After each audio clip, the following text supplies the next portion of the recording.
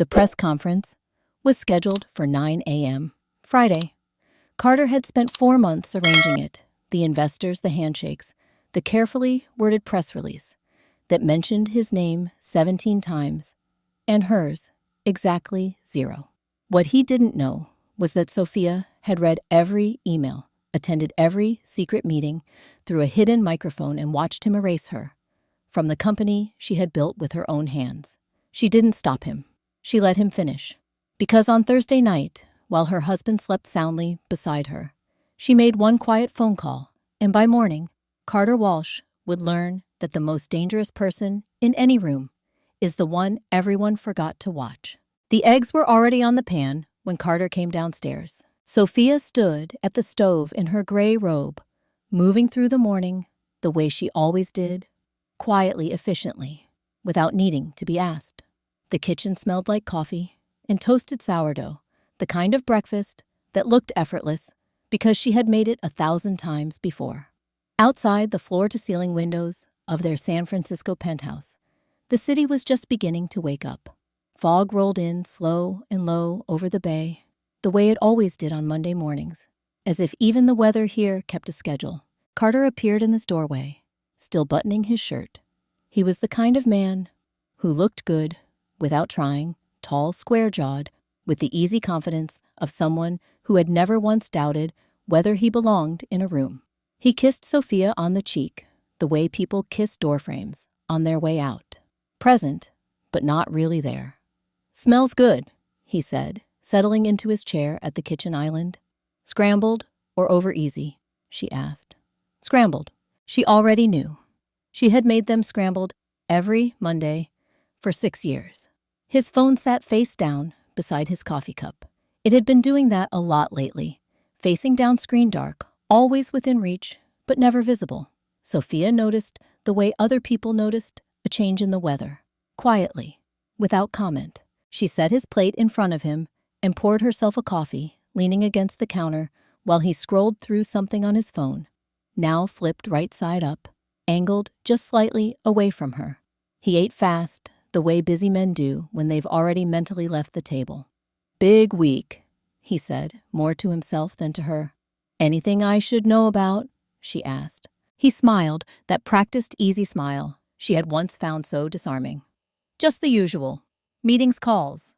You know how it is." She did know how it was. That was the problem. Sophia Walsh had built NeuroPath AI in a garage in Palo Alto with $3,000, a second-hand server, and a problem she couldn't stop thinking about.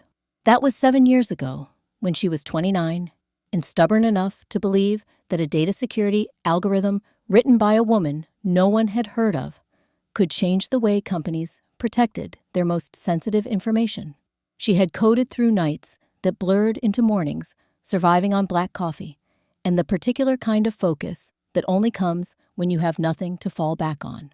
The company had grown the way real things grow, slowly at first, then all at once. First a handful of clients, then a government contract, then a partnership with 2 of the largest financial institutions on the West Coast. By the time NeuroPath had 20 employees and an office in Soma, Sophia had long since moved out of the garage. But she had never quite moved away from the version of herself who built something from nothing, alone in a space that smelled like motor oil and possibility. Carter had come into her life in year 3, introduced through a mutual contact at a tech conference. He was charming and sharp and genuinely seemed to understand what she was building. He became her CFO 18 months later and her husband a year after that. She had thought at the time that she was building 2 things at once, a company and a partnership. She had been right about the company. Carter left at 8:15, the same time he always did. He grabbed his jacket from the hook by the door, kissed her forehead, also like a doorframe, and said he'd be home by 7. "Have a good day," she said. "You too, babe." The door clicked shut behind him. Sophia stood in the kitchen for a moment, listening to the silence settle back into the apartment. Then she set down her coffee, walked to the home office, and opened the bottom drawer of her desk, the one that required her thumbprint to unlock. Inside was a laptop she had purchased 14 months ago, with cash registered to an LLC. Carter had no knowledge of. She opened it, connected to a private network, and logged into a system she had built herself, a quiet piece of infrastructure she had woven into NeuralPath's internal communications. From the very beginning, the digital equivalent of a carbon monoxide detector, something you hoped you'd never need, something you were relieved existed when the air started to change. The interface was simple, an inbox, essentially. Every internal email that moved through NeuralPath's servers filtered and archived. She had told herself when she built it that it was standard founder protection, a way to stay informed about the company she had created. She had told herself she would never actually read them. Then, 4 weeks ago, one subject line had stopped her cold. She found it again, now. The way you find a bruise, by pressing on it. The sender was Carter. The recipient was someone named Diana Mercer, whose title in the company directory listed her as an outside investment consultant, a role Sophia had not approved and could not find a signed contract for. The subject line read, "Re-timeline for the transition." In the third paragraph, the one she had read 11 times since first finding it, said this: "The biggest obstacle at this point is Sophia. She's not going to hand anything over willingly, which means we need to move carefully. Think of her as the problem we need to remove cleanly, legally, and before she realizes what's happening." Sophia read it one more time. Then she closed the laptop, folded her hands on top of it, and looked out the window at the fog still hanging over the bay. She had exactly 4 months before the quarterly board meeting Carter had been quietly steering toward for the better part of a year. 4 months before, whatever he and Diana Mercer were planning reached the point of no return, and she intended to use every single day. The city never went fully dark. That was something Sophia had learned in the years she spent building her company, through nights that had no business being as long as they were.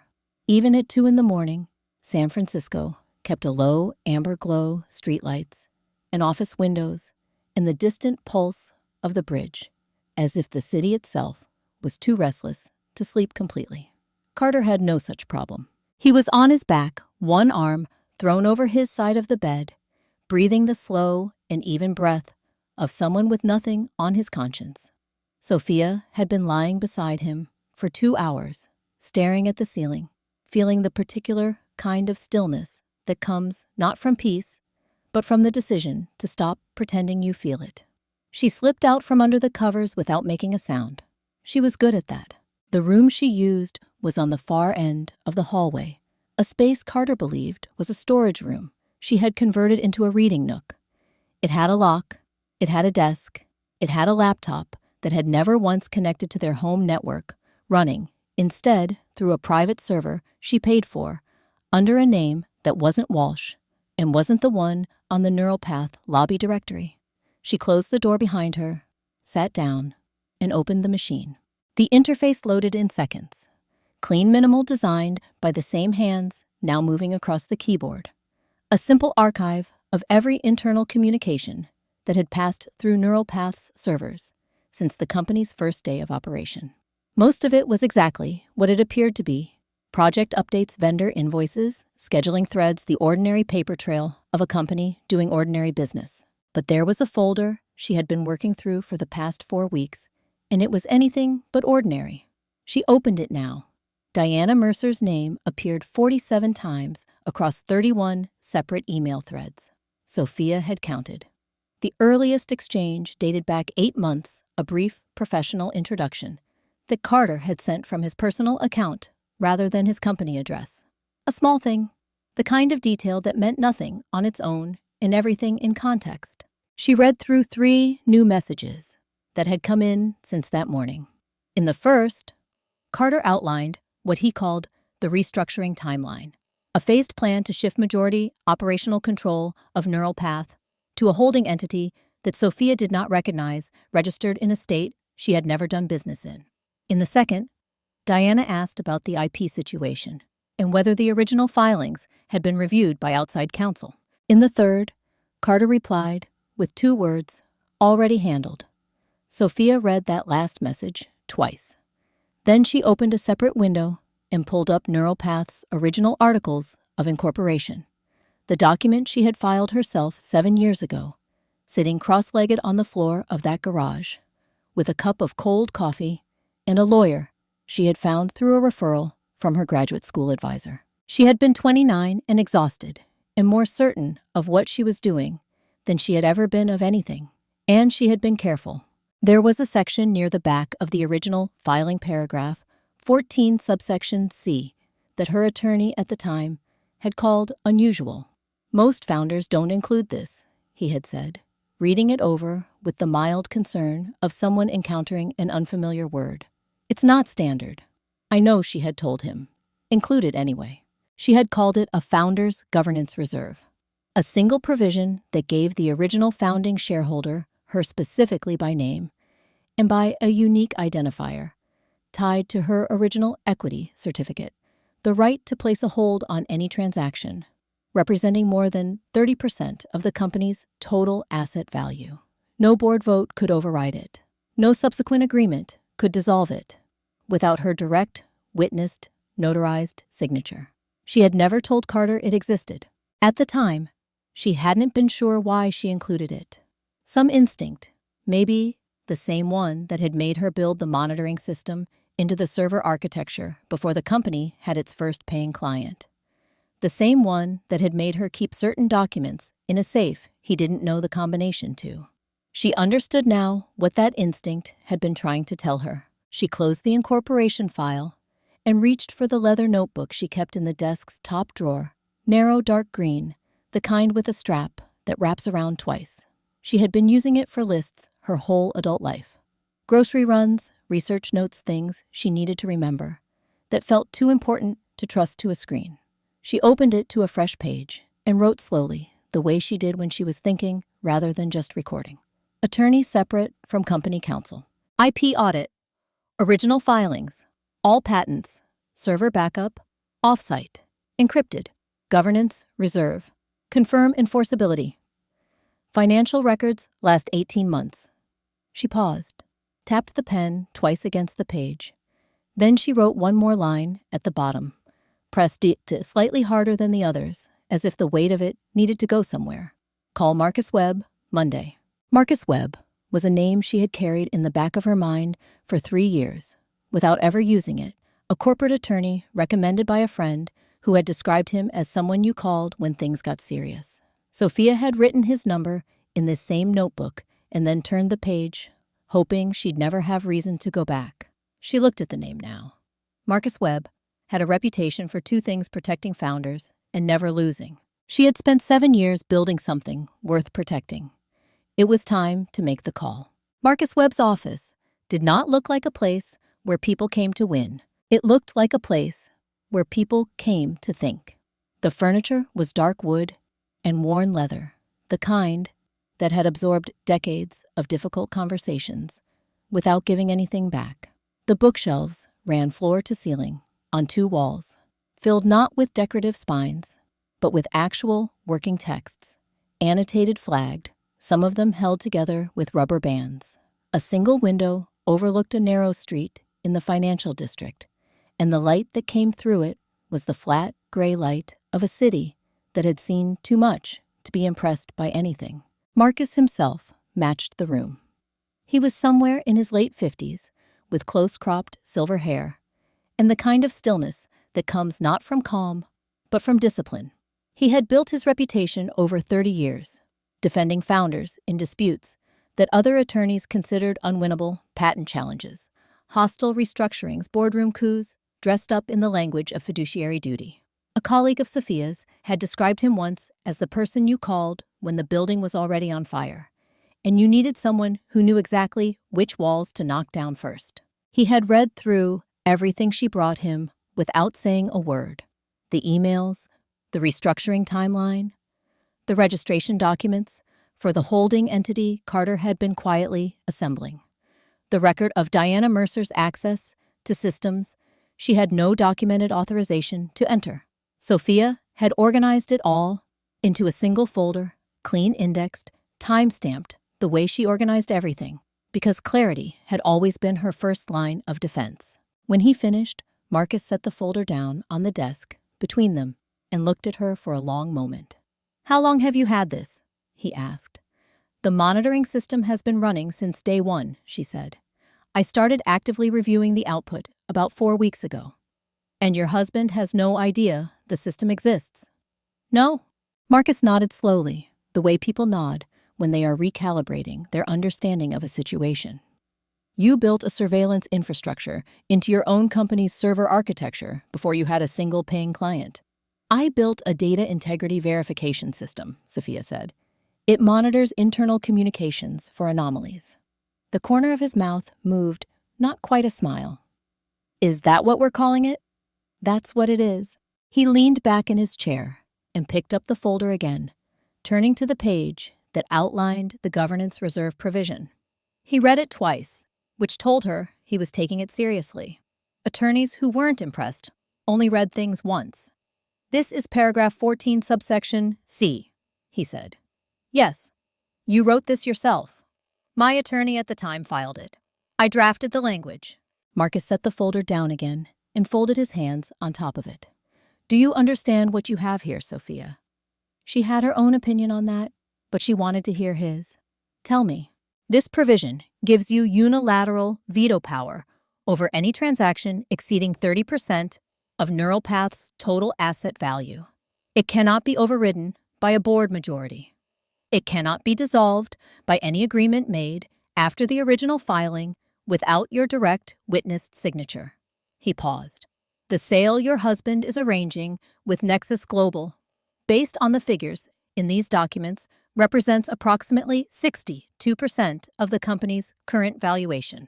Which means it cannot close without my approval, Sophia said. Which means it cannot close without your approval, Marcus confirmed. And since you have not given that approval and have no intention of doing so, the entire structure he has spent months building is, he searched for the right word, decorative. Sophia had known this.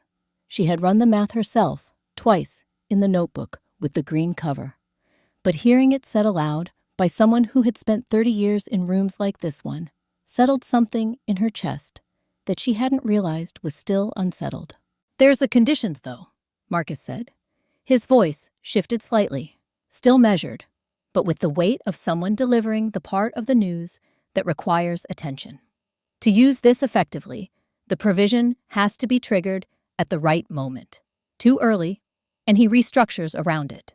He finds another attorney, files a challenge, argues the language is ambiguous. He looked at her steadily.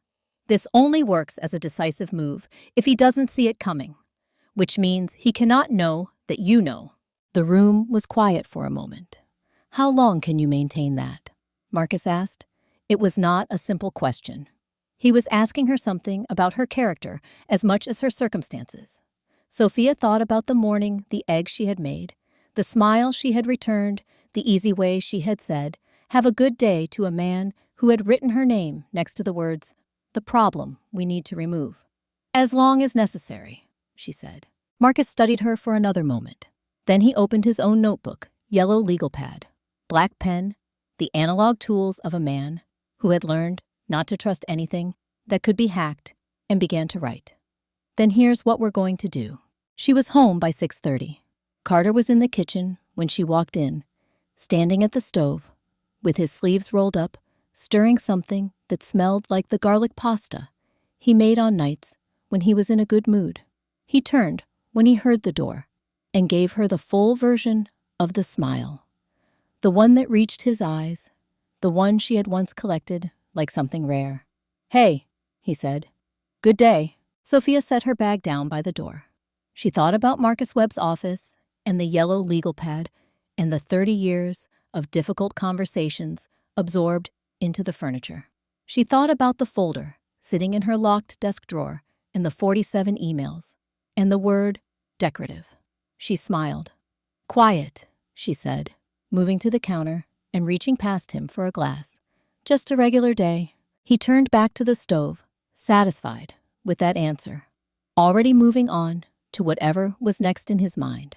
Sophia poured her water and watched him cook, and understood with a clarity that felt almost physical what the next few months were going to require of her.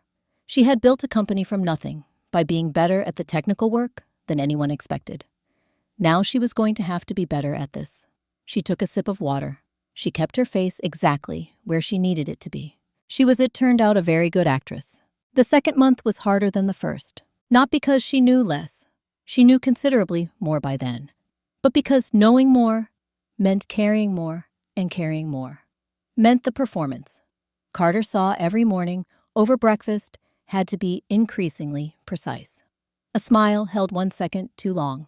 A question asked with slightly too much interest. These were the things that gave people away.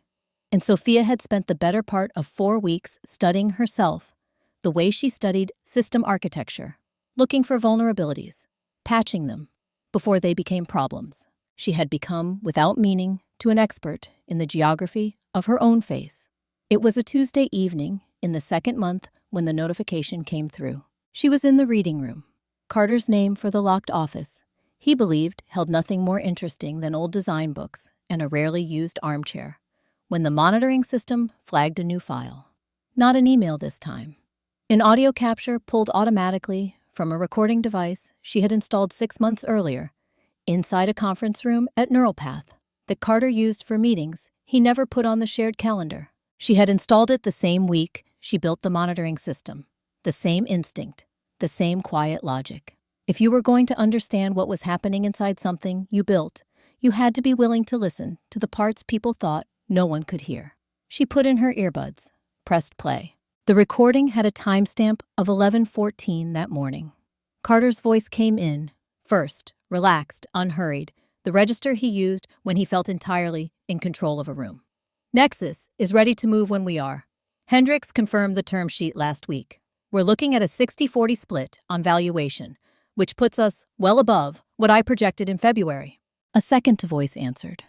Female, measured with the particular flatness of someone who dealt in numbers rather than people.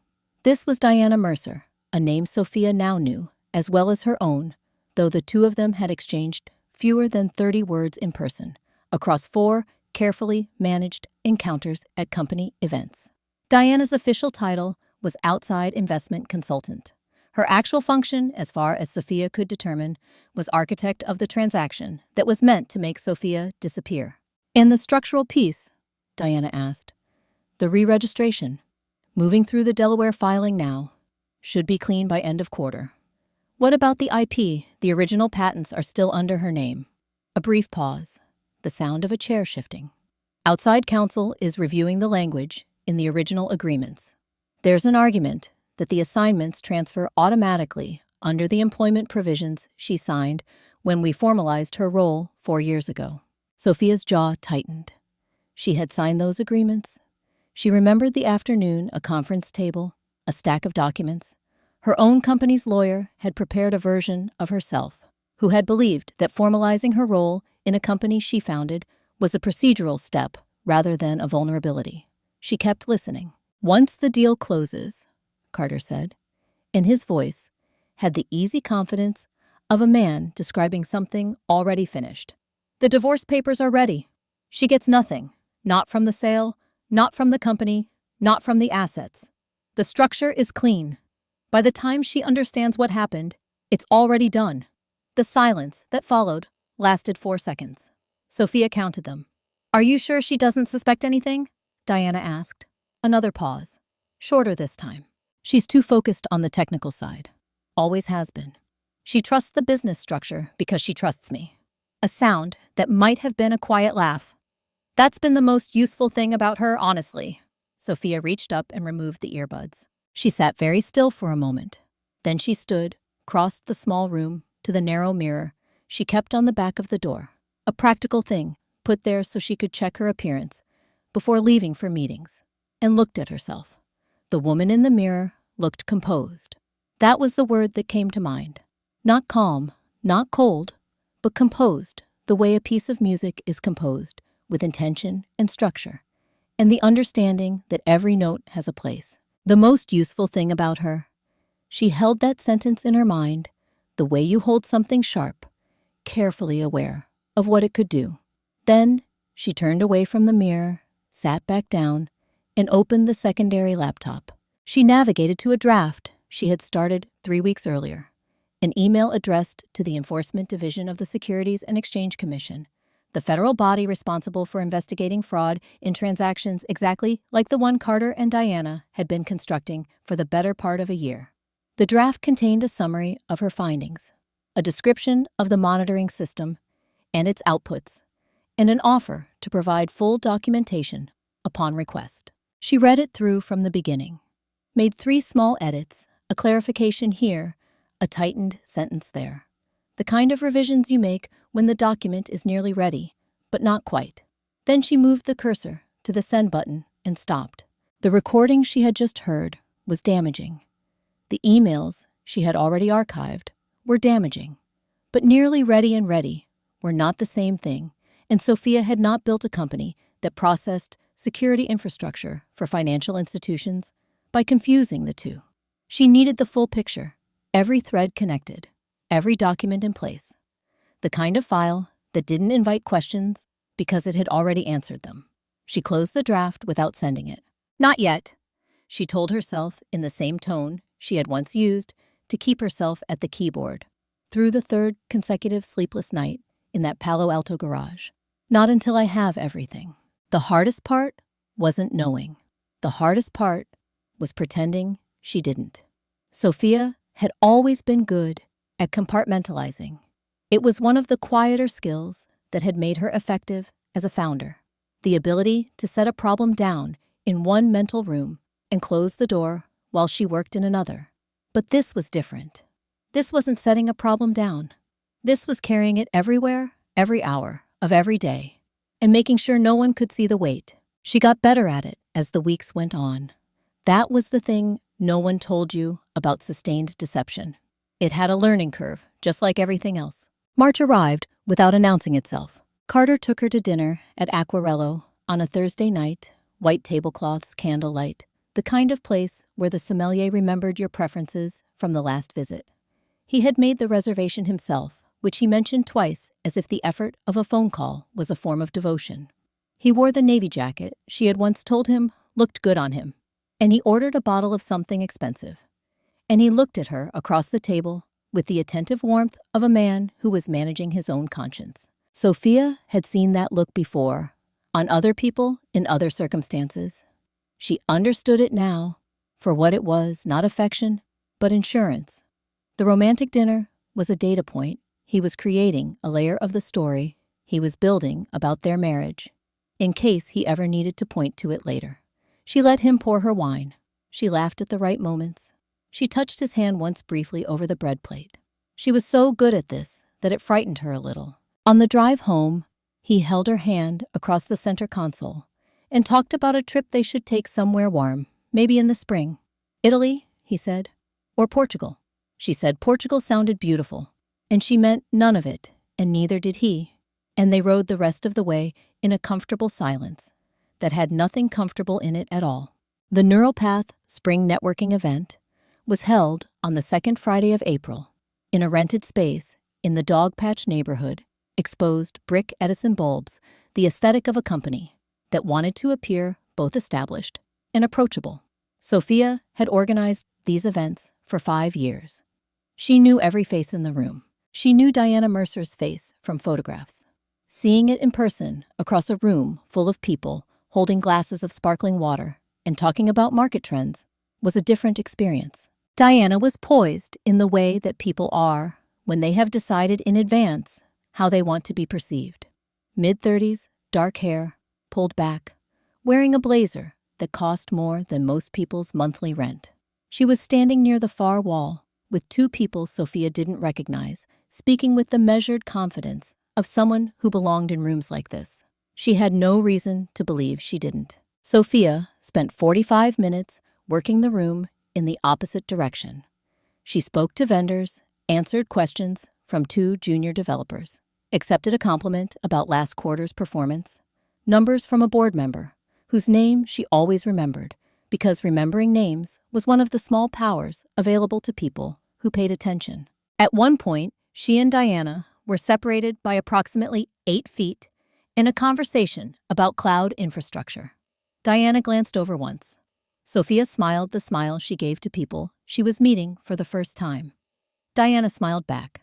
Neither of them said a word. Rachel had been Sophia's executive assistant for 4 years. She was 26, thorough in the way that certain people are thorough as a form of loyalty. And she had a habit of appearing in doorways, with a particular expression on her face when she had something to say that she wasn't sure she should. She appeared in Sophia's office doorway on a Wednesday morning in late April, with exactly that expression. Sophia looked up from her screen. "Do you have a minute?" Rachel asked. Rachel, whose full name was Rachel Okafor, and who had turned down 2 competing job offers in the past year because she had told Sophia, once she believed in what the company was doing, stepped inside and closed the door behind her. She was holding a folder. Her hands were not quite steady. "I've noticed some things," Rachel said carefully, "over the past few months, with some of the access logs and the calendar discrepancies and—" She stopped. "I just want you to know that if something is happening that you should be aware of, I would want you to be aware of it." Sophia set down her pen. She looked at Rachel, at the careful way she was holding herself, the effort it had clearly taken to walk in here and say this much, and felt something move through her that was not quite gratitude and not quite grief, but lived somewhere in the neighborhood of both. She stood up, walked around the desk, and placed a hand briefly on Rachel's shoulder. "Rachel," she said, keeping her voice low and even, "I appreciate you. I want you to know that." Rachel looked at her uncertain. "But—" "I hear you," Sophia said, "and I need you to trust me when I tell you that the most important thing you can do right now is exactly what you've been doing. Show up, do your work, be someone people don't think twice about." It was not a confirmation. It was not a denial. It was the answer of someone who had already accounted for this variable and needed it to remain stable. Rachel nodded slowly, reading between the lines, the way smart people do when they're given just enough. "Okay," she said. She paused at the door. "I'm not going anywhere." "I know," Sophia said. "That's why I trust you." That night in the locked room at the end of the hall, Sophia opened the evidence folder she had been building since January.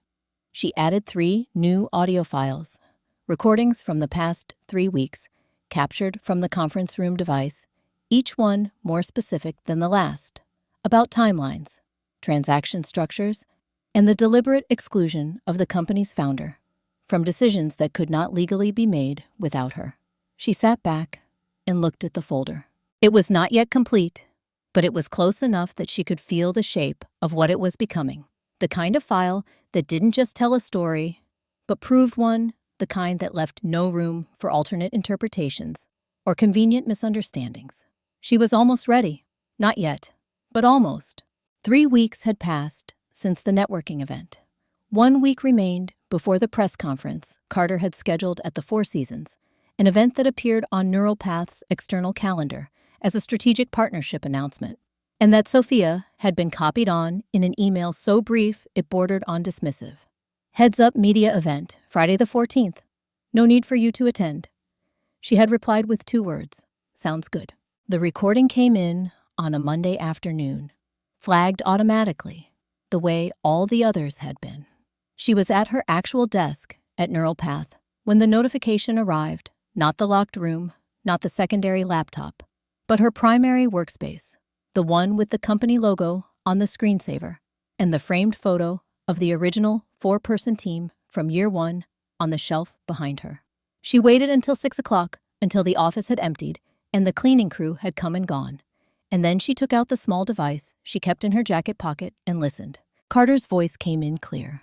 He was in the conference room again. She could tell by the particular acoustic quality of the space, the slight reverb off the glass wall that faced the hallway. He sounded different this time, less careful, the way people sound when they believe the finish line is close enough to touch. "Hendricks confirmed the final terms this morning," he said. "We sign Friday. By Monday, it's done." Diana's voice, "and the transition of the IP filings. Counsel is handling it as part of the closing documents. It'll move automatically. She won't see it until it's already recorded." A pause. "What about after?" Diana asked. The divorce? What's the timeline on that? Carter's answer came without hesitation, the way answers come when someone has rehearsed them enough times that they no longer feel like decisions. Attorneys ready to file the following week. The structure we've set up means there's nothing left in her name. By then, not the company, not the IP, not the accounts we've been moving. She'll have her salary and whatever's in her personal checking account. Another pause, shorter. She built something worth a lot of money. She just won't be the one who gets it. The recording ended there. Sophia sat in the empty office for a long moment. The city outside was beginning its early evening shift. Delivery trucks pulling away from curbs. Office workers moving toward the BART stations. The ordinary machinery of a place that did not know or care what was happening on the 20th floor of a building in Soma. She removed the device from her ear. She thought about the garage in Palo Alto, the second-hand server, the $3,000. She thought about the particular quality of the silence at 2 a.m. when a piece of code finally runs the way it's supposed to, the way the whole room seemed to hold its breath before the output appeared on the screen. She built something worth a lot of money. Yes, she had. She locked her office, took the elevator to the lobby, and walked 2 blocks to a coffee shop she had never used for work before and would not use again. She ordered a black coffee she didn't intend to drink, sat at a corner table with her back to the wall, and opened the secondary device she carried in the bottom of her bag. The draft was exactly as she had left it organized, precise, the product of 4 months of careful documentation laid out in the language of people whose job it was to act on exactly this kind of information. She read it through one final time, not because she expected to find errors, but because it was the kind of document that deserved to be read completely before it was sent. Then she moved the cursor to the button she had stopped short of twice before. This time, she pressed it. The screen showed a single line of confirmation text. She read it, closed the device, and put it back in her bag. Done. She left the coffee shop and sat in her car for a moment before starting the engine. Then she called Marcus. He answered on the second ring the way he always did, as if he had been expecting it. "It's done," she said. "Everything we discussed. It's been submitted." A brief silence on his end. Not surprise. Marcus Webb did not do surprise, but the particular stillness of someone running through a mental checklist and finding every box checked. "All of it," he said. "All of it." Then we moved to the next phase. His voice carried the same flat precision it always did, but underneath it, she could hear something that might, on another person, have been described as satisfaction. "I'll have everything in position by Thursday night. You understand what that means for Friday?" "I understand." "Sophia," he paused. It was the first time in 4 months that he had used her first name without it being followed immediately by a legal term or a strategic consideration.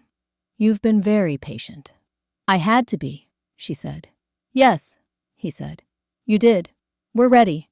Start the countdown." She ended the call and set her phone on the passenger seat. Outside, the evening had fully arrived, streetlights coming on the sky over the bay, moving from gray to the particular deep blue that preceded dark. She watched it for a moment, the way you watch something you know you won't see the same way again. Then she started the car and drove home. Carter was on the couch when she came in, the television running low in the background, a glass of water on the coffee table beside him. He looked up when he heard the door and raised one hand in the easy, unthinking wave of a man who had no reason to be anything other than comfortable. "Hey," he said. "Long day." Sophia set her bag down by the door. 1 week, 7 days, 168 hours between this moment and the press conference at the Four Seasons, where Carter Walsh planned to announce in front of cameras and journalists and the people who had trusted both of them that he had sold the company Sophia built. She smiled. "Not too bad," she said. "Just the usual." He had already turned back to the television. She went to the kitchen and poured a glass of water and stood at the counter in the quiet of her own home. And for the first time in 4 months, the weight she had been carrying felt less like a burden and more like a tool, something she had shaped carefully over time for a specific purpose. 1 week. She was ready. Monday started the way the most consequential weeks often do, quietly, without ceremony, looking almost exactly like every other Monday before it. Sophia arrived at Neural Path at 8:15, poured her coffee from the same machine she had used for 6 years, and settled at her desk. Through the glass wall of the large conference room at the end of the hall, she could see Carter, already in position, standing at the head of the table jacket, on clicker in hand, the posture of a man who had rehearsed this particular performance enough times to feel natural in it. The board members filed in at 8:30. She had not been invited. She had known she wouldn't be. Carter had been managing the board's relationship with this transaction for months, carefully, incrementally, framing it as a strategic opportunity too significant to delay. By now, most of them believed the deal was not only sound, but inevitable. What they did not know was that it was also impossible. She turned back to her screen and spent the morning doing exactly what she always did, reviewing technical output from 3 client accounts, signing off on a security audit, responding to the development team about a protocol update. The ordinary work of a founder, performed with ordinary focus, while 40 feet away, her husband presented a transaction that would never close to people who didn't yet know it. She left at 5:30. Carter was still in meetings. 3 days, she thought, pulling into the evening traffic. Tuesday was Marcus. She met him at his office at 9, and unlike every previous meeting, which had carried the electricity of strategy being assembled, this one had the quieter energy of completion. Everything had been submitted. Everything was in position. "Walk me through Friday one more time," Sophia said. He did.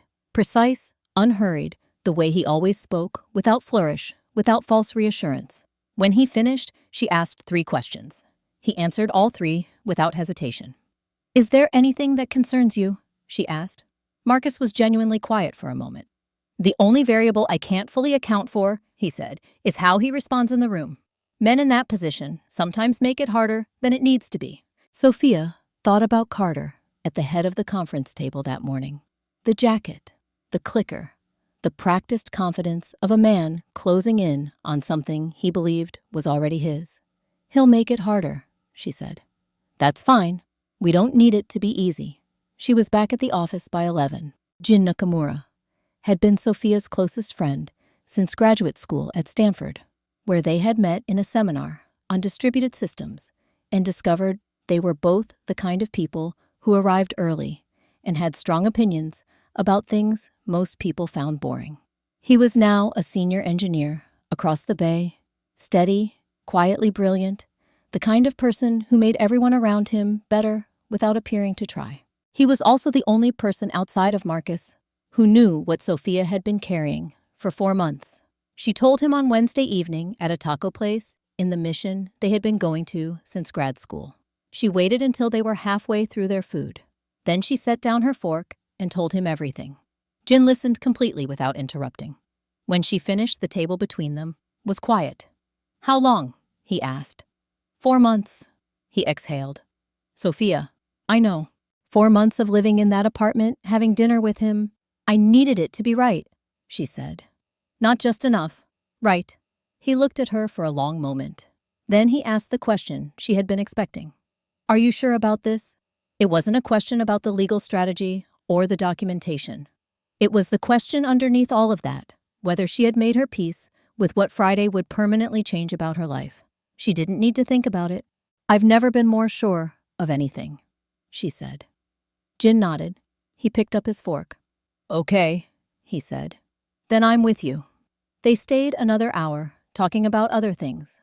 Normal conversation, the kind that reminded her there was a version of her life that existed outside of all this, and that it was worth getting to. She was home by 9:30. Carter was at the kitchen counter with his laptop, a glass of something amber beside him, the focused energy of a man in the final stretch of something he had been building toward for a long time. He looked up when she came in. "Hey, I was going to text you." "I was with a friend," she said. "Lost track of time." He nodded, already half returned to the screen. Then he looked up again. "The announcement Friday, it's mostly financial press, pretty dry. You don't need to be there, but I wanted to check." Sophia set her bag on the chair by the door. She thought about Marcus's office on Tuesday. She thought about Jin across a plastic table saying, "I'm with you." She thought about 4 months of recordings and late nights, all of it converging on a single Friday morning 6 blocks from where she was standing. She smiled. "No," she said. "You go ahead. It's your moment." Carter smiled back, easy, satisfied, already somewhere else in his mind. "I'll try not to be too late Friday night," he said. "Take your time," Sophia said. "I'll be around." She went upstairs. Behind her, she heard him close the laptop. She did not sleep that Thursday night. Not really. She lay in the dark beside Carter for 2 hours, listening to the rhythm of his breathing, slow and even, the untroubled sleep of someone who believed tomorrow was already decided in his favor, and stared at the ceiling the way she had stared at ceilings before every significant threshold of her life, before her doctoral defense, before the first client meeting, before she signed the papers that made Neuropath a real company with a real name and real consequences. At 11 o'clock, she got up. She moved through the bedroom without turning on a light, the way she had learned to do in the months of late-night hours she had kept without explanation. She took her laptop from the shelf in the closet, not the secondary device, not the one she used for the archive, but the original one, the personal machine she had owned since before the company existed, and carried it to the chair by the window. Outside, San Francisco was doing what it did at this hour. Quiet, but not silent. The bridge lights ran in their steady line across the dark water. A siren moved through a distant neighborhood and faded. The city existed in its nighttime register, reduced, but still present, still itself.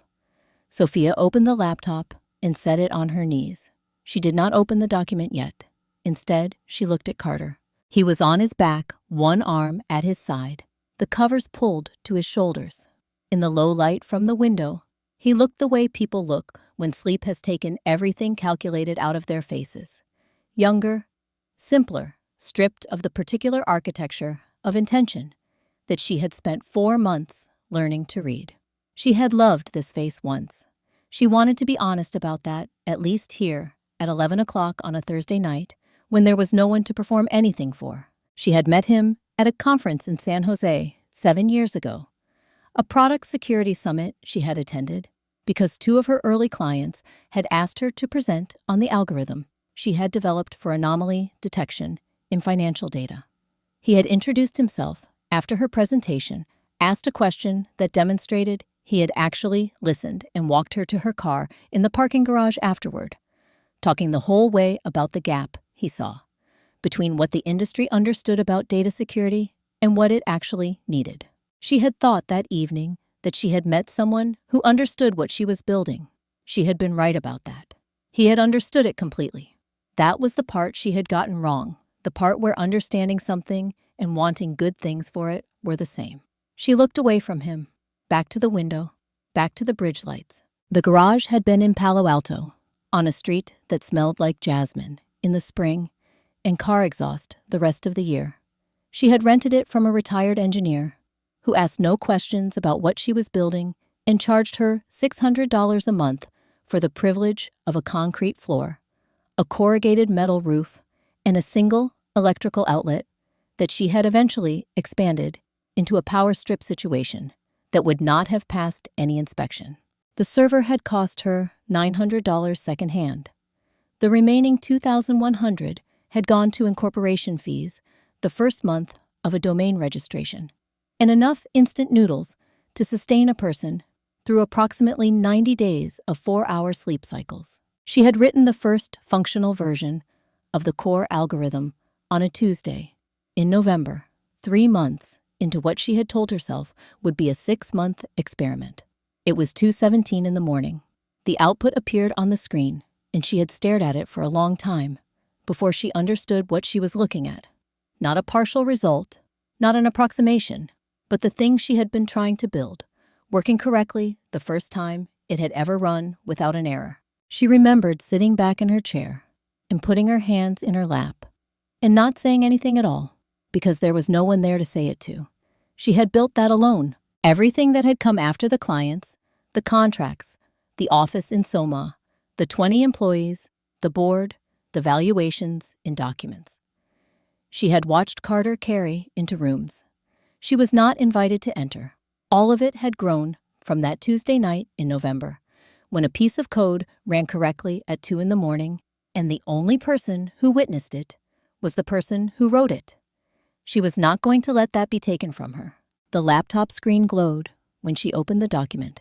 It was a single page, the governance reserve provision from the original Articles of Incorporation, pulled into a standalone activation interface that Marcus's technical team had built specifically for this purpose. Clean, minimal a text field, and a single button beneath it. She read the provision one more time. Not because she needed to. She had memorized it months ago, could recite it in her sleep, but because it deserved to be read. It was the sentence she had written at 29 in a garage on a street that smelled like jasmine. The sentence her attorney had called unusual. The sentence she had included because some part of her had understood even then that what you build is only as safe as what you put around it.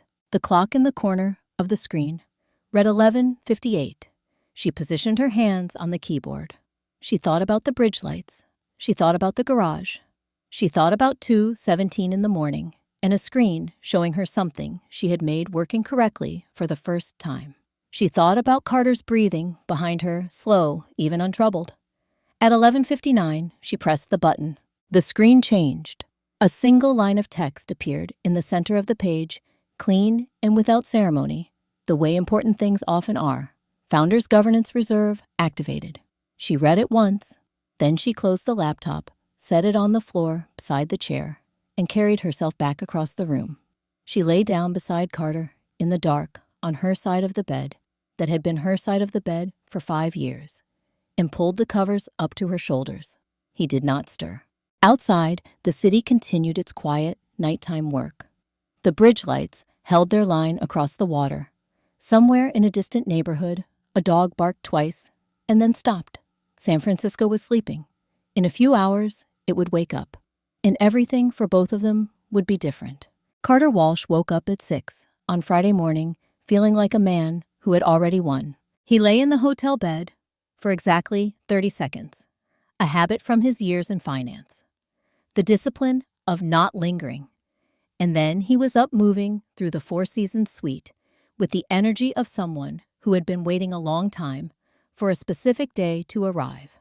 He had booked the room 2 weeks ago, telling Sophia it was for an early client breakfast. She had nodded and gone back to whatever she was reading. He ordered coffee. While he waited, he stood at the window and looked at the city below, delivery trucks, early joggers, the first commuters of the morning. Carter looked at it the way a person looks at something they are about to step into and own. The coffee arrived. He tipped generously, because today was the kind of day you tipped generously. He called Diana at 6:40. She answered on the first ring. "Everything set on your end?" he asked. Hendricks confirmed at midnight. "Term sheet is finalized. Nexus has their legal team in the room by 8:30. A pause. "We're ready." "Good. How are you feeling?" He thought about it for exactly 1 second. "Like this is the easiest thing I've ever done." "Don't get comfortable until the signatures are on the page," she said. "I'm always comfortable," he said. "That's what makes me good at this." He ended the call and set the phone face up on the desk, face up, because today there was nothing to hide, and went to get dressed. The suit was charcoal gray, custom-made, bought 8 months ago, specifically for this morning. He stood in front of the mirror and took a moment, just a moment, to look at himself. Carter Walsh, the man who had taken a company built by someone who understood code but not power, and moved it into position for something larger than she had ever imagined for it. He was not someone given to extended self-reflection. That had always seemed to him like a luxury for people who weren't sure of themselves. He had been sure of himself since the afternoon 3 years ago, when Diana had laid out over dinner in Pacific Heights a version of the future he had immediately recognized as not only possible, but inevitable. Everything since then had been execution. He straightened his collar and walked out the door. The event room was already filling when he arrived. 200 people, approximately journalists, with lanyards, Investors in the particular uniform of Bay Area money and the Nexus Global team clustered near the front with the relaxed authority of people who made large purchases regularly and found the process unremarkable. The screen behind the podium showed the Neural Path logo, clean and blue. Carter stood at the entrance for a moment, taking it in. This was the room. This was the morning. He moved into the crowd, exchanged handshakes with two members of the Nexus team, and made his way toward the podium. On the way, he ran through the only checklist that still mattered. Nexus Global present and confirmed. Financial press, 12 outlets, 2 freelancers. Legal team ready to handle signing immediately after the announcement. Sophia at home, entirely unaware. That last item had required the most careful management over the past year. Not because Sophia was difficult. She had been, in fact, almost remarkably easy. So absorbed in the technical side of the company that the business structure had existed largely outside her field of vision. She trusted him with the parts she found tedious. She had always trusted him with those parts. He reached the podium and looked out at the room. Every seat was filling. The press section was active. Hendricks and the Nexus team were settled in the front row, ready. Carter found Hendricks's face in the crowd and held it for a moment. The man looked back at him, but the expression was not quite what Carter had expected. Not the anticipatory ease of someone waiting for an announcement they were ready to welcome. Something more careful than that. Something that lived in the narrow space between attention and assessment. Carter held the look half a second too long. Then he turned to the microphone and told himself it meant nothing. The microphone was live. Carter knew this because the sound technician had given him a thumbs up from the back of the room 30 seconds before 9, and because he had done enough of these events to feel the shift in the air when a room moves from preparation to attention. 200 people settled into their chairs. The low, ambient noise of pre-event conversation dropped away. The cameras, 4 of them positioned at angles that would capture both the speaker and the screen, turned their red recording lights on. Carter Walsh stepped up to the podium and looked out at the room. This was the part he was good at. Not the code, not the architecture, not the late-night technical problem-solving that Sophia had always disappeared into, as if the rest of the world ceased to exist when there was an interesting enough puzzle in front of her. Carter was good at rooms. He was good at the particular alchemy of presence and language and timing that turned a collection of skeptical professionals into people who believed they were witnessing something worth their attention. He smiled. He let the silence hold for exactly 2 beats. Then he began. The presentation ran 14 minutes. Carter had written it himself, which he mentioned in the 3rd sentence. He had been working toward this moment for 3 years, which he mentioned in the 7th. Neural Path AI had grown under his leadership into one of the most respected data security firms on the West Coast, which appeared in 2 separate slides and was referenced verbally on 4 additional occasions. His vision for the company's future, expanded international, positioned at the intersection of artificial intelligence and enterprise security, was the centerpiece of a 7-minute section that he delivered without notes because he had practiced it enough times that it no longer felt like a speech. He said his own name 17 times. He did not say Sophia's once. The transaction itself, the sale of 60% of Neural Path to Nexus Global, a Frankfurt-based technology investment group with a portfolio that spanned 11 countries, was presented as the natural culmination of a strategic process that Carter had initiated and driven. The terms were favorable. The structure was clean. The future, as Carter described it, was certain and bright and very specifically his. The room listened. The cameras recorded. The journalists typed notes into their devices with the focused efficiency of people who had attended many of these events and knew how to move quickly from observation to filing. In the front row, the Nexus Global delegation sat in a line of dark suits and careful expressions. Hendricks, the lead representative, a trim man in his mid-50s who had been Carter's primary contact throughout the transaction, held a leather portfolio in his lap and did not open it. He watched Carter with the particular attentiveness of someone who was listening for something specific. Carter from the podium did not notice this. He was in the middle of his closing remarks. The part about the future, the part about what it meant to build something and then scale it into the world, when he glanced at the clock on the back wall. 9:14, right on schedule. He wrapped the prepared remarks with a line he had been saving for the end, something about vision and execution and the rare alignment of the two. And then he looked up at the room with the expression of a man who had just placed something valuable on the table and was waiting for the world to acknowledge it. "I'd like to open the floor," he said, "beginning with our partners at Nexus Global, who I'm proud to welcome into the Neural family." He gestured toward the front row. Hendricks stood. Carter expected a handshake. He expected the brief, prepared statement that had been agreed upon in advance, 3 sentences of enthusiasm and forward-looking language, followed by a move toward the signing table that had been set up along the left wall of the room. Instead, Hendricks clasped his hands in front of him and looked at Carter with the expression he had been wearing since Carter first noticed it, careful, measured, existing in that narrow territory between courtesy and something else entirely. "Thank you, Mr. Walsh," he said. "Before we proceed, I want to inform the room that this morning, prior to this event, our legal team received a package of materials that require clarification before any transaction can move forward." The room shifted. Not dramatically, a change in the quality of the silence. The way a room sounds different when everyone in it is suddenly paying a different kind of attention. Carter felt it. "What materials?" he said. He kept his voice level. This was something he was good at. Hendricks turned his head slightly toward the side of the room where a technician sat at a small control station beside the AV equipment. He gave a single, small nod. The screen behind Carter, the screen that had been displaying the NeuralPath logo, clean and blue, for the past 14 minutes, went dark for exactly 1 second. Then it changed. Carter turned around. It was not his slide deck. The voice that came through the speakers was Carter's own. There was no introduction, no title card, no context offered to the 200 people sitting in that room.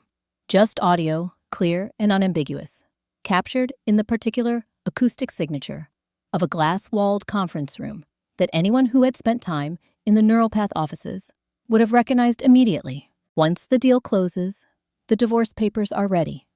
She gets nothing, not from the sale, not from the company, not from the accounts we've been moving. She built something worth a lot of money. She just won't be the one who gets it." The room did not react all at once. It absorbed the words the way rooms absorb unexpected things first, in stillness, then in the slow, uncomfortable realization that the stillness itself was a response. A journalist in the 4th row lowered her pen. Someone near the back said something too quietly to hear. The 4 cameras, which had been trained on Carter at the podium, did not move. They did not need to. Carter's face was doing everything. He had gone the color of old paper. In the space of 8 seconds, the time it took for his own voice to finish that first passage and move into the next. Carter Walsh had visibly lost something. Not composure exactly. Composure implies a surface being maintained. What Carter lost was the internal architecture that had been holding the surface up. He stepped forward from the podium. "Stop the playback!" His voice was controlled. He was still in this moment, trying to be good at this. "There's been a mistake with the AV setup. I need someone to stop the playback." Nobody stopped it. The technician at the control station had his hands in his lap. He was looking at Hendricks. Hendricks was looking at the screen. The audio continued. "The IP transfer moves automatically as part of the closing documents. Outside counsel confirmed the language. By the time anyone looks at the filings, the assignments will already be recorded under the new entity." A second voice, Diana's recognizable to anyone in the room who had seen her name in the event program as an outside investment consultant, responded. "And there's no way to challenge that after the fact." Carter's voice, "Not if the structure holds, and it will hold." Carter moved toward the AV station. "I said stop it." The technician looked at him, then looked back at Hendricks. Hendricks said nothing. He did not need to. Diana had been sitting in the third row, one seat in from the aisle. By the time Carter reached the AV station, a distance of perhaps 15 feet, which took him longer than it should have, because the journalists in the aisle seats had stopped moving out of his way. She was on her feet and moving toward the back of the room. She made it 6 steps. The 2 men stationed near the rear door's hotel security, large and unhurried, the kind of presence that doesn't announce itself until it needs to step apart, just enough to make their intention clear, without making it a confrontation. Diana stopped.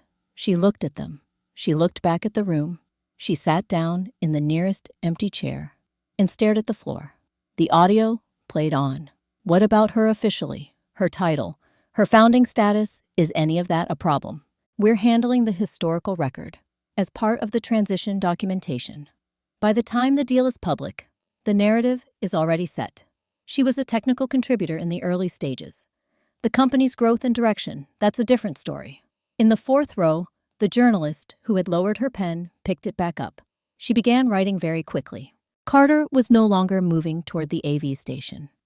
He was standing in the middle of the room, between the podium he had left and the station he hadn't reached, in the particular stillness of a person who has run out of directions to move in.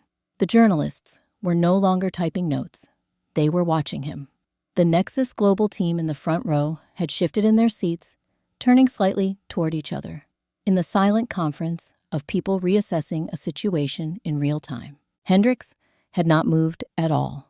The recording was still playing, had been playing for 6 minutes now, working through a conversation that covered timelines, contingencies, the precise legal language Carter had been told would make everything clean and untraceable.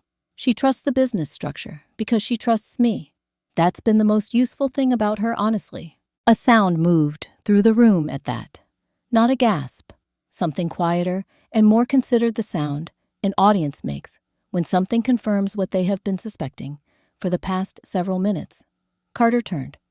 He was looking at the door, the main entrance, at the back of the room, the one he had walked through 40 minutes ago, with the confidence of a man arriving at his own celebration. Something in his face, in the set of his jaw, and the way his eyes had gone very still, suggested that he understood on some level he had not yet fully processed that the next few minutes were going to be different from anything he had prepared for. The recording continued, and then, in the middle of a passage about Delaware filings and transferred equity, the back door of the room opened. The hinges made no sound. The cameras turned.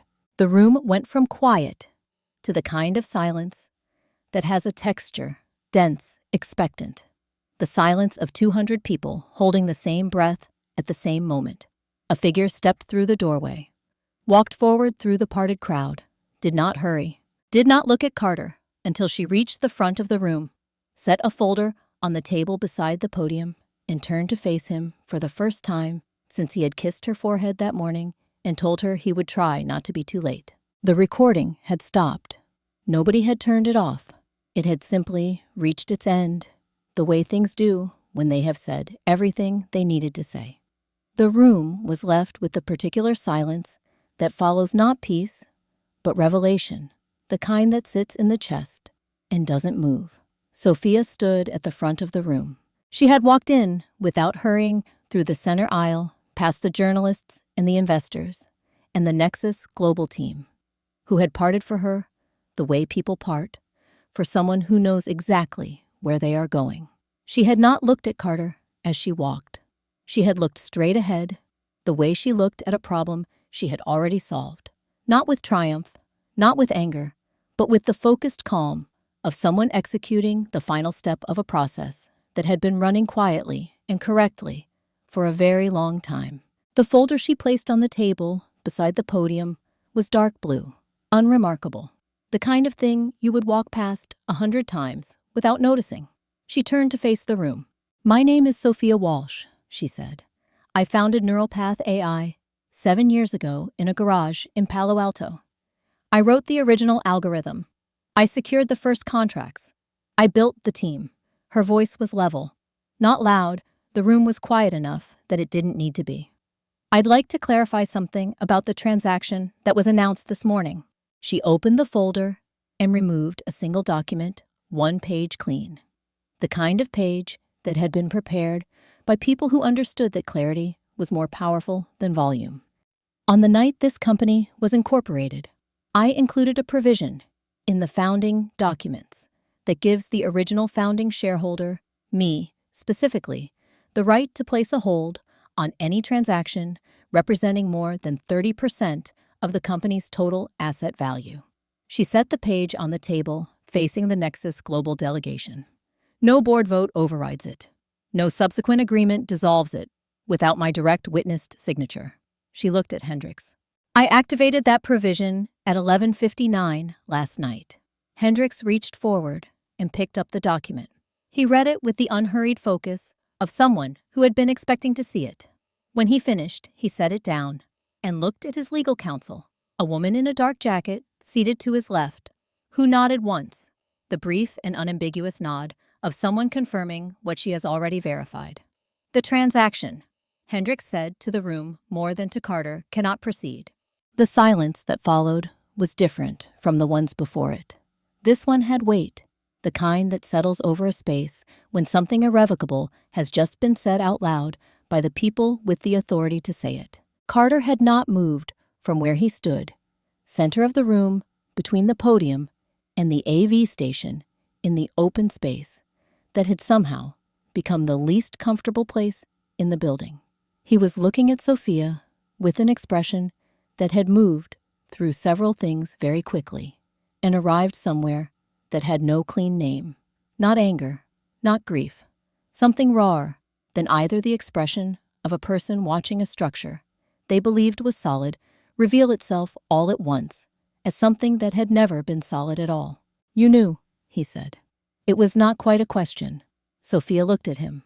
4 months of breakfast tables and anniversary dinners and evening conversations and performance and patience and the particular exhaustion of carrying something enormous in complete silence. All of it was present in this moment, and none of it showed on her face. Since the first email, she said. 3 words. She did not add to them. Carter opened his mouth, closed it. The journalists were very still. The cameras had not stopped recording. Somewhere in the room, a phone buzzed against a hard surface, and nobody reached for it. The first, he stopped, started again. That was 4 months ago. Yes, Sophia said. It was. The room absorbed this. The understanding of what 4 months meant. Not just the duration, but the content of it. The daily construction of an ordinary life over the infrastructure of this moment, moved through the space in the way that certain kinds of information move not with noise, but with the quiet, irreversible settling of something finally in its right place. Carter looked at her for a long moment. Then he turned. Diana was in the 3rd row. She had not attempted to leave again. The security presence at the rear doors had made that calculation straightforward, and she had spent the past several minutes with her eyes on the middle distance, the posture of someone enduring rather than participating.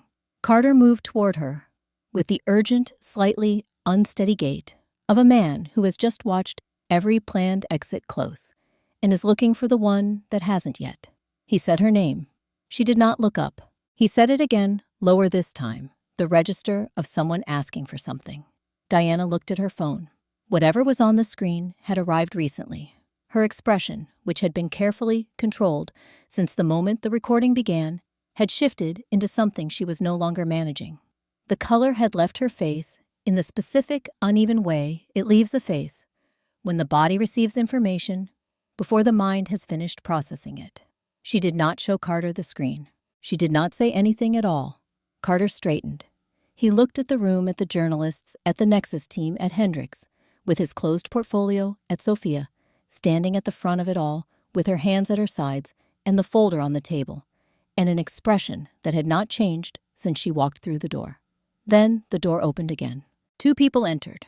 They wore the particular combination of professional dress and purposeful movement that belongs to a specific category of official, not hotel staff, not press, not anyone who had been on the guest list for this event. The woman in front held credentials that she did not need to show loudly because the room had already understood. She walked to the center aisle. She looked at Carter Walsh.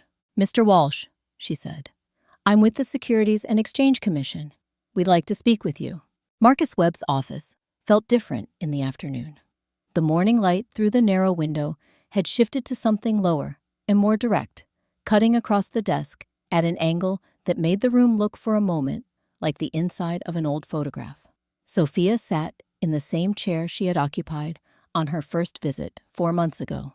And for the first time since that meeting, she was not carrying anything into the room that needed to be solved. Marcus set 2 cups of coffee on the desk between them.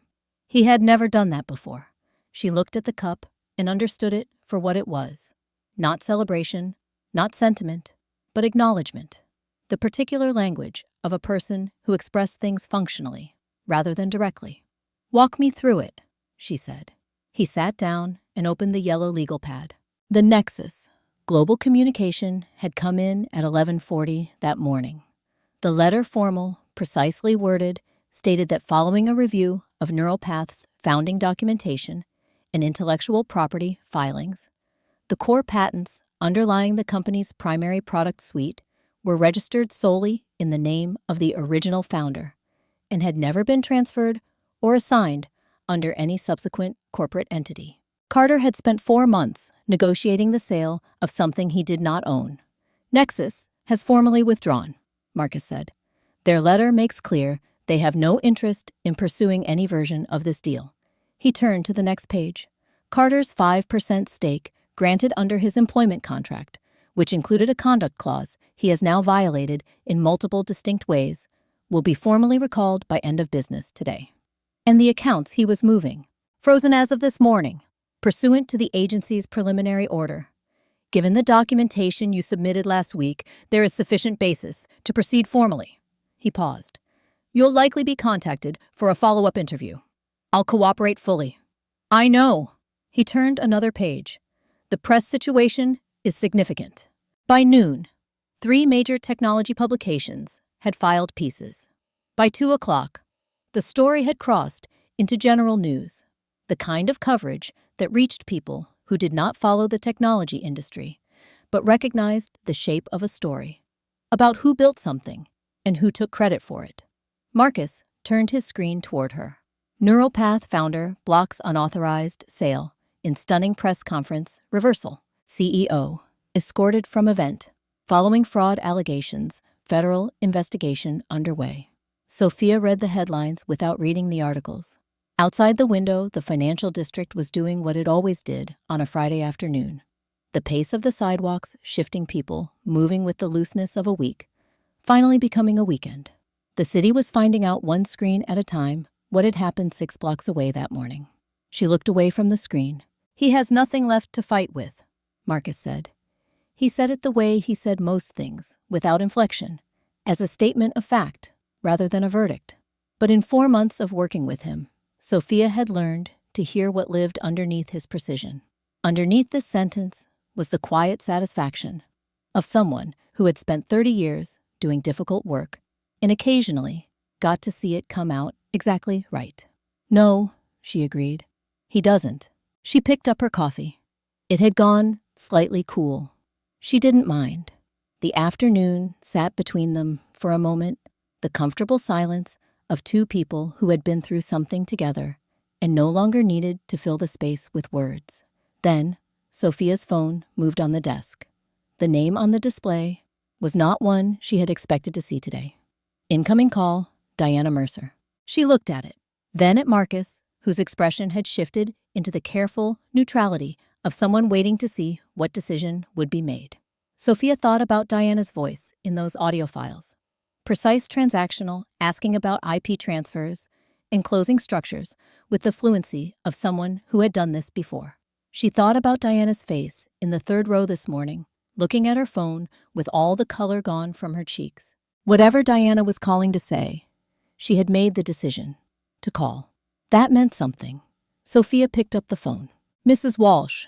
The voice on the other end was not what Sophia had expected. She had prepared in the half-second between reading the name on the screen and pressing accept for several possible versions of this call, defensive, accusatory, calculated. What she heard instead was something simpler and considerably harder to categorize. Diana Mercer sounded tired. Not the tiredness of someone who had been caught, the tiredness of someone who had been carrying something for a long time and had finally decided, for reasons of their own, to set it down. "I'm not calling to ask you for anything," Diana said. "I want to be clear about that." Sophia said nothing.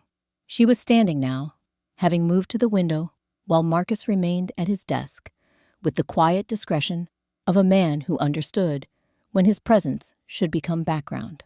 "I need you to know," Diana said, "that I didn't know he was still married." The statement arrived without decoration or defense. Just the words in the flat register of someone saying something they needed to say, regardless of whether it would be believed. Sophia looked out at the street below. The Friday afternoon traffic had thickened into early evening headlights, beginning to matter in the fading light. "He told me the divorce had been finalized 2 years ago," Diana continued. "He showed me documentation, official-looking paperwork with signatures and a court seal."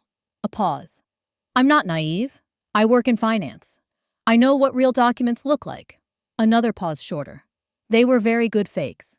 "They were fake," Sophia said. It was not a question, not a judgment. Just confirmation, the small, precise thing Diana needed to hear, said out loud by the person who knew it to be true. The line was quiet for a moment. "I believed him," Diana said. "I want you to know that I believed him, and that if I had known the truth, I would not have." She stopped, started again, with different words. "What happened to you was not something I would have chosen to be part of." Sophia considered this.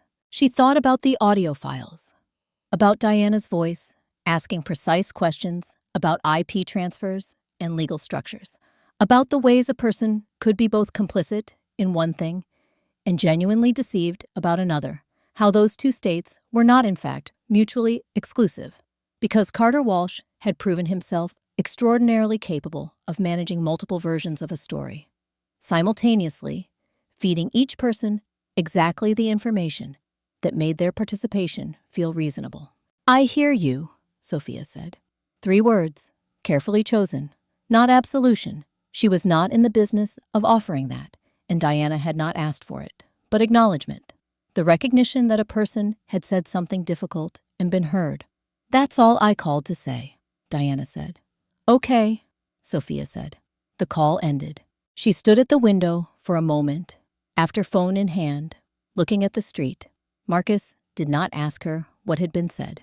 He would, she knew, in a few minutes, in the measured, purposeful way he asked everything, because it was relevant to the work.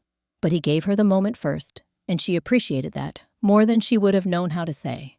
She turned back to the room. "She didn't know he was married," Sophia said. Marcus looked at her steadily. "Do you believe her?" Sophia thought about the tiredness in Diana's voice.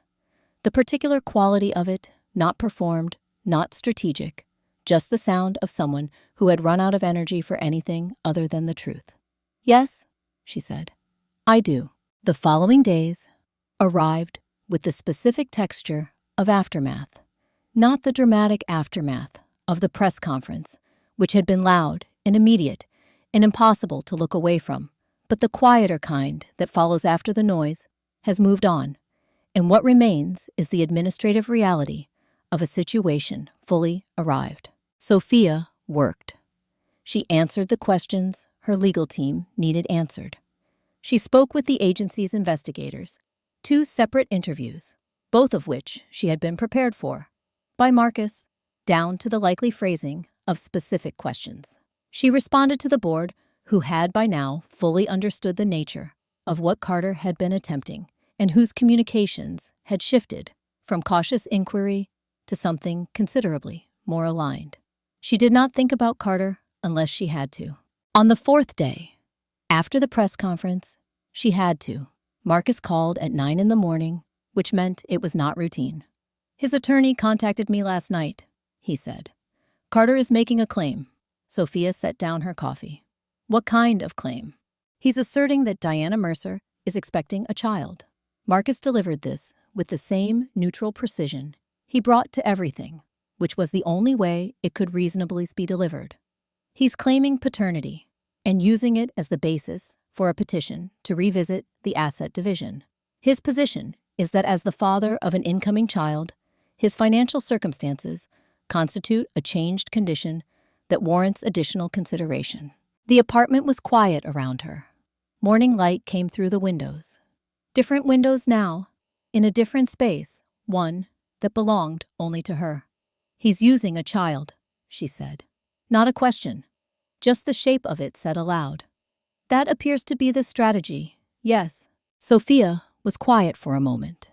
She thought about Diana's voice on the phone 4 days ago, the tiredness in it, the specific texture of someone who had been carrying a version of Carter Walsh's story and had recently discovered how much of it was construction. She thought about what Diana had not said on that call, the things that had existed in the pauses, in the stopped sentences, in the restarted ones. "Request a court-ordered paternity test," she said. "Standard procedure through proper legal channels. We don't contest the claim, we simply follow the process." "And if the result confirms his paternity?" Marcus asked. He said it the way he said everything, not as a challenge, but as the question that needed to be asked. Sophia looked at the morning light on the wall of her new apartment. She thought about Diana's call. She thought about the pauses. "I don't think it will," she said. Marcus waited. The silence between them had the quality of a question. She did not fill it. "I'll file the request this morning," Marcus said finally. "Thank you," Sophia said. She ended the call and sat for a moment in the quiet of a space that was entirely, uncomplicatedly hers. Outside, the city was doing what it always did, moving forward, indifferent to the specific dramas occurring within it, operating on the assumption that the people inside it were capable of figuring things out. She picked up her coffee and went back to work. 3 weeks had passed since the Four Seasons. The courtroom on the 4th floor of the Civic Center was functional and worn in the way that public spaces become worn wooden benches, smoothed by years of waiting fluorescent lighting, making everyone look slightly more tired than they were. No cameras, no journalists, just a judge, 2 legal teams, and the last card Carter Walsh had left to play. He was already seated when Sophia arrived, his attorney beside him, jacket, on the posture of a man who had decided that presentation still mattered. He did not look at her when she sat down. She did not look at him either. The court-ordered test had been administered 2 weeks prior. Results processed by an independent laboratory, submitted directly to the court, sealed. The judge, silver-haired, unhurried, with the economy of movement that comes from decades in rooms like this one, opened the envelope without ceremony. She read the contents, set the paper down. "The laboratory results indicate," she said, in the level tone of someone delivering information rather than judgment, "that there is a 99.97% probability that the individual named as the putative father is not the biological parent of the child in question." Carter's attorney turned to him immediately. Carter did not respond. He was looking at the middle distance with the expression of a man receiving information his mind had not yet found a place to put. Sophia looked at her hands folded on the table. She had known this was the likely outcome since Diana's call, since the pauses, the stopped sentences, the things that had existed in the spaces between words. But knowing a thing and hearing it, stated aloud, in a room designed for the stating of things, were different experiences. She allowed herself one moment to feel the difference. Then she looked back at the judge. The prenuptial agreement review took 11 minutes.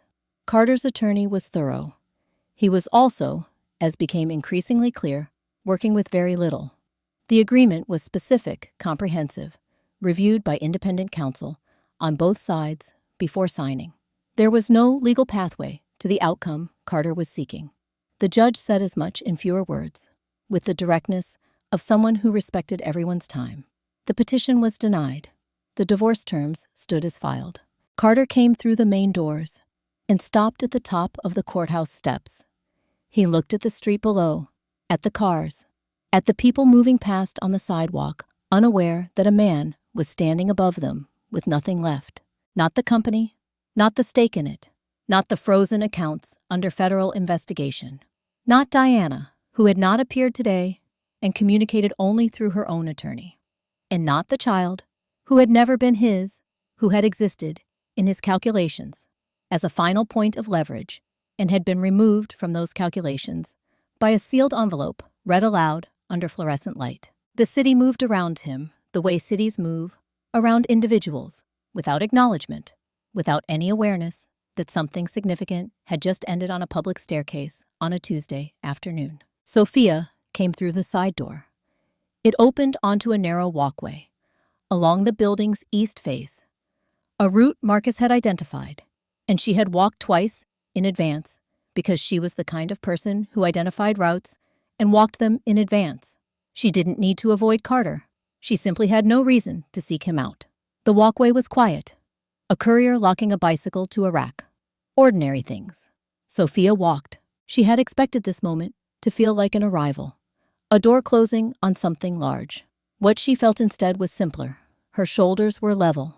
She had not realized until this moment of their absence how much she had been carrying in them, not just through the 4 months of the operation, but in the years before, the slow accumulation of small adjustments and the weight of consistently making herself smaller to make space for someone filling that space with something other than what she had believed. The weight was gone. Not dramatically, not in a single cathartic moment, just gone the way a sound stops, and you only notice the silence after. She reached the end of the walkway, turned toward the parking structure, and kept moving, carrying nothing she hadn't chosen to carry. The penthouse looked different when she came back to it that evening. Not physically. Everything was exactly where it had always been. The furniture, the art, the kitchen, the floor-to-ceiling windows, turning the city below into something that looked from up here like a very elaborate machine. It looked different because she was looking at it differently. She moved through the apartment with a single cardboard box and filled it methodically. Her laptop and its charging cable. A photograph from graduate school. Her and Jin, both slightly blurry, caught mid-laugh by someone who hadn't asked permission. A coffee mug, dark blue, that had belonged to her mother. The green notebook with the strap that wrapped around twice, filled now every page. Carter's things were exactly where he had left them before the press conference. She did not touch any of it. It simply had nothing to do with her anymore, the way a waiting room has nothing to do with you once you've been called. She picked up the box, turned off the light, closed the door. Jin was already outside her building when she arrived, leaning against the wall, hands in his jacket pockets, in the posture of someone who had been there long enough to be comfortable. He had texted after the courthouse, "I'm coming." She hadn't argued. She had learned over 20 years that arguing with Jin when he had decided something was not a productive use of either of their time. He saw her get out of the car. He crossed the few feet between them and put his arms around her without saying anything, which was exactly right. There was nothing that needed to be said yet. And Jin had always understood the difference between the silences that needed filling and the ones that needed keeping. Sophia stood on that sidewalk and felt something give way inside her chest. Not break, give way. The distinction mattered. The tears came quietly. The way tears come when they have been waiting a long time and are finally given permission. She wasn't crying for Carter. She was certain of that. In the clear way, she was certain of things she had thought through completely. She was crying because she had been holding something enormous for a very long time, and she had put it down today, and her body had decided that now was the moment to say so. Jin held on, didn't speak, just held on. After a while, she stepped back, wiped her face, picked up the box.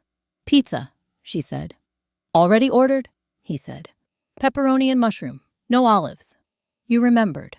"I remember everything. You just never notice." They ate on the floor. The apartment had a couch, but the floor felt right for tonight. The pizza box open between them, paper plates on their knees, the city doing its evening thing. 32 floors below. It felt like being 24 again, like the apartment Jin had shared in grad school, with the unreliable heating and the neighbor who played guitar badly at 11 at night. They had eaten on floors, then too frequently, and without apology. She looked around the space now, laptop on the counter, blue mug in the kitchen, green notebook on the shelf, only the things she had chosen to bring. "How do you feel?" Jin asked. He said it the way he asked everything, without pressure, genuinely interested in the real answer. Sophia thought about the courthouse that afternoon, the penthouse she had turned the lights off in an hour ago, the Monday 4 months ago, when she had opened a laptop in a locked room and started something she hadn't been certain she had the endurance to finish. She thought about her shoulders on the walkway outside the building. Level, light, like myself, she said, for the first time in a very long time. Jin nodded, the kind of nod that meant something was true and didn't need adding to. They finished the pizza, talked about other things, a project he was working on, a film they'd both been meaning to watch. Normal conversation. The kind that reminded her the world was large and full of things that had nothing to do with the past 4 months. Around 10, Jin took the empty box to the kitchen. Sophia sat in the quiet, looking at the city lights. Then she reached for her laptop. She opened a new file, pulled up the development environment she hadn't used for anything purely creative. Since the early days of the company, when the work had been just her and a problem she found genuinely interesting. She began to write, not infrastructure, not protection, not code built for a specific defensive purpose. Just code. Clean and exploratory. The kind you write when you aren't yet sure what you're building, but you're very sure you want to build something. The kind she had written in a garage in Palo Alto at 2 a.m, before anyone else knew what it was going to become. Jin leaned in the kitchen doorway and looked at her, at the focus and the quiet and the particular quality of someone who had come back to something essential. He said goodnight. She lifted a hand without looking up. The city turned slowly outside the windows. The code accumulated on the screen, line by line, in the specific silence of a beginning. The name change took effect on a Thursday morning in December. It was a straightforward process. Administratively filings with the state, notifications to clients and partners, updates to every system that carried the old name. Sophia had handled most of the preparation herself, not because she needed to, but because she wanted to. Some things deserved to be done by the person they mattered most to. The old name came down from the building directory at 7:15. The new one, Walsh AI, had never been the right name. It had been the name of a compromise, a gesture toward partnership that had cost more than she had understood at the time when up at 8. She stood in the lobby and looked at it. Her name, her actual name, the one she had been born with, the one that appeared on the original articles of incorporation filed 7 years ago in a county clerk's office in Palo Alto by a 29-year-old who had $3,000 and a working algorithm and a very clear sense of what she was building. Rachel appeared at her elbow, Rachel Okafor, who had been her executive assistant for 4 years, and was, as of the first of the month, the company's new chief operating officer. The promotion had taken approximately 4 minutes to decide, and approximately 40 minutes of Rachel arguing that she wasn't ready, which Sophia had listened to with the patience of someone who had watched Rachel be ready for 2 years and had simply been waiting for the right moment to say so officially. "How does it feel?" Rachel asked. She was looking at the name on the directory too. "Like something that should have happened sooner," Sophia said. Rachel smiled. "Better late than never." "I don't love that expression," Sophia said. "But yes." The Nexus Global negotiation reopened 6 weeks after the press conference. Hendricks had reached out through formal channels, a letter carefully worded, acknowledging the circumstances of their previous interaction, and expressing continued interest in a partnership with the company's founder directly. Sophia had read it twice, consulted with Marcus, and agreed to a meeting. The meeting took place in a conference room at the company's new offices, a space Sophia had chosen herself, on a floor with windows that faced the bay rather than the street, because she had spent enough time looking at streets. Hendricks was professional. He was also, she noticed, more attentive than he had been at the Four Seasons. Not that he had been inattentive there, but there was a quality to his engagement, now, that had not been present before, the particular focus of someone who understood clearly, who they were dealing with, and was not going to make the mistake of underestimating that again. The terms Sophia put forward were significantly different from the ones Carter had negotiated. Not punitive, she had not designed them to punish anyone, because punishment was not the point and never had been. They were simply accurate. They reflected the actual value of what was being offered by someone who actually owned it to a partner who actually wanted it. Nexus Global accepted within the week. The final figure was 3 times what Carter had agreed to in the term sheet that had never closed. Marcus, when she told him, was quiet for a moment. Then he said, "I'll note that for the record." She said, "Please do." Jin joined the leadership team in January. His title was Chief Technology Officer, a role that had been empty since Sophia had functionally been doing it herself, while simultaneously doing everything else.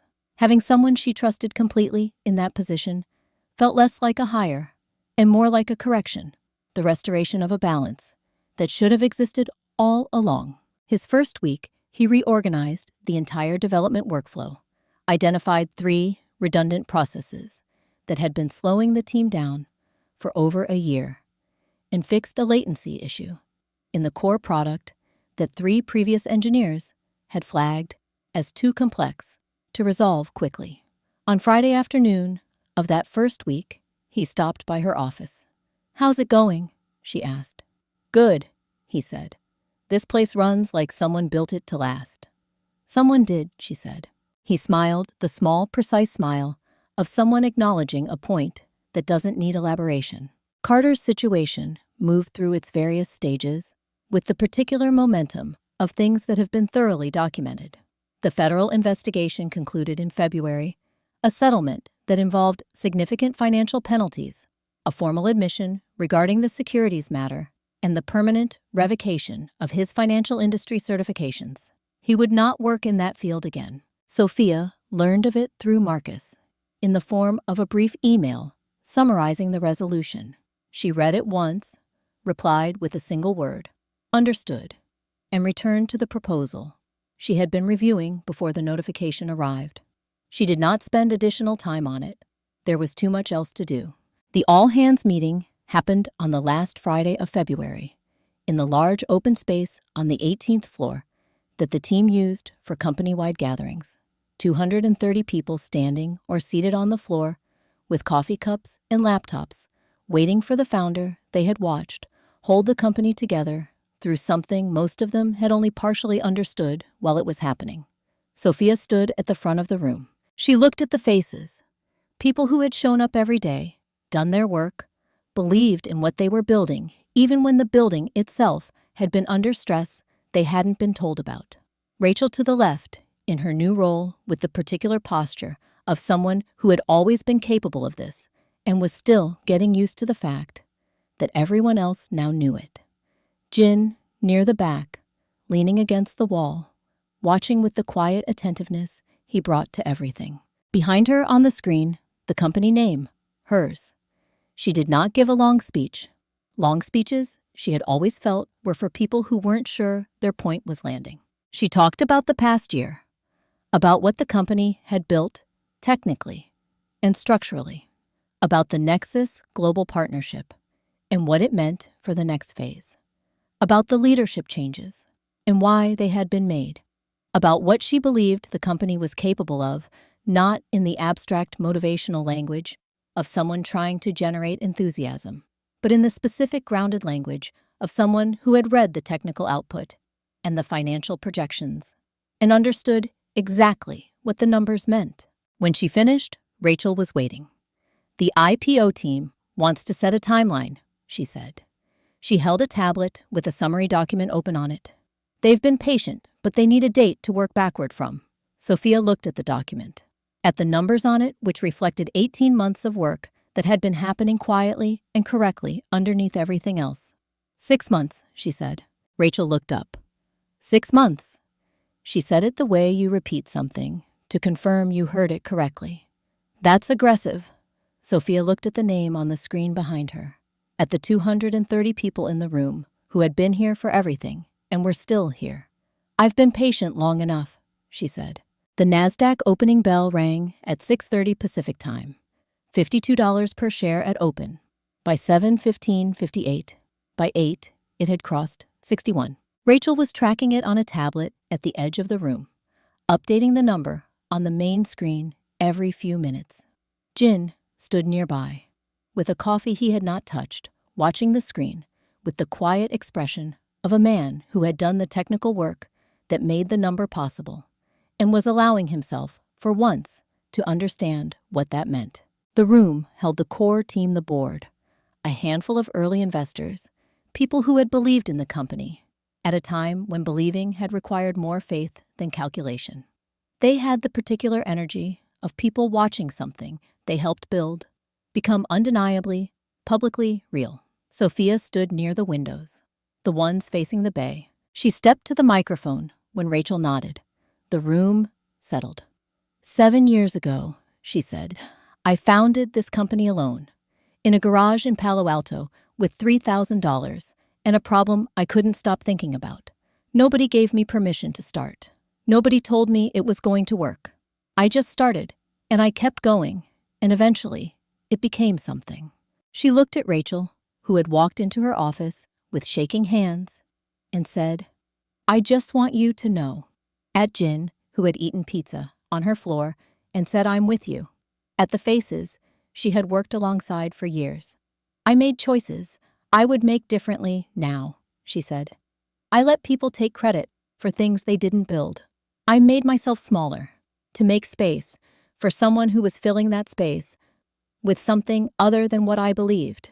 She paused. I won't be doing that again. The room was quiet in the way that means people are listening. I will keep building this company with the people who deserve to be here. The difference is, this time I get to choose.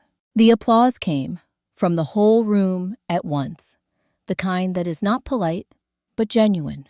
Rachel with both hands. Jin setting down his untouched coffee to use his. Sophia stood at the front of the room and let it happen. She did not deflect it or minimize it. She had built this. She had earned this.